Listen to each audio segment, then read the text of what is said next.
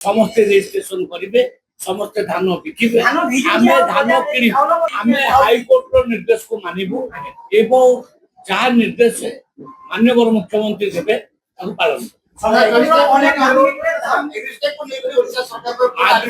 ଶୁଣନ୍ତୁ, ଆଗ୍ନିଷ୍ଟାକ୍ ସହିତ ଧାନ ପ୍ରୋକ୍ୟୁରମେଣ୍ଟର କୌଣସି ଆଉ ଇଏ ନାହିଁ।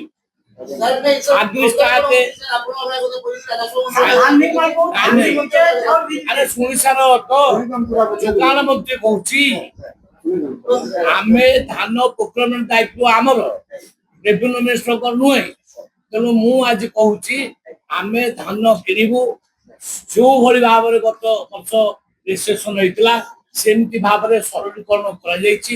ସମସ୍ତେ ରେଜିଷ୍ଟ୍ରେସନ କରିବେ, ସମସ୍ତେ ଧାନ ବିକିବେ, ଆମେ ଧାନ କିଣିବୁ।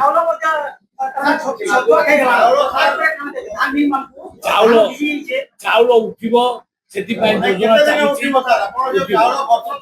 ସେ ଲିଆସନିଂ ଫିଆସନିଂ ନାହିଁ, ସବୁ କୌଣସି ଲିଆସନିଂ ନାହିଁ। ଏଟାର ମିଥ୍ୟା କଥା।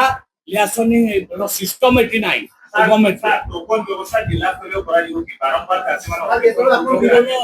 ବ୍ୟବସ୍ଥା ଜିଲ୍ଲା ବ୍ୟବସ୍ଥା ହେଇପାରିବ ରାଜ୍ୟର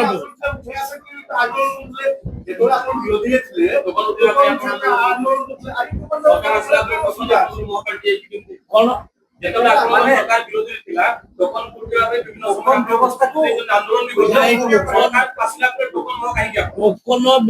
ସିଷ୍ଟମଟା ନ କଲେ ଆପଣଙ୍କର ଯୋଉଟା ଦଲାଲ ମାନଙ୍କର ସଂଖ୍ୟା ବଢିଯିବ।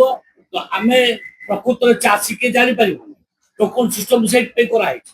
ରେଜିଷ୍ଟ୍ରେସନ ଶୁଣନ୍ତୁ, ରେଜିଷ୍ଟ୍ରେସନ ହବ, ରେଜିଷ୍ଟ୍ରେସନ କୁ ସାଟେଲାଇଟ ମାଧ୍ୟମରେ ସର୍ଭେ କରାଯିବ, କିଏ ପ୍ରକୃତରେ ଚାଷ କରିଛି ନ କରିଛି। ଖାଲି ଆଣିକିରି ଲ୍ୟାଣ୍ଡ ରେକର୍ଡ ଆଣିକି ରେଜିଷ୍ଟ୍ରେସନ କରିଦେଲେ ହବନି। ଆମେ ଦେଖିବୁ ପ୍ରକୃତରେ ଏଟା ଧାନ ଚାଷ ହେଇଛି କି ନ ହେଇଛି।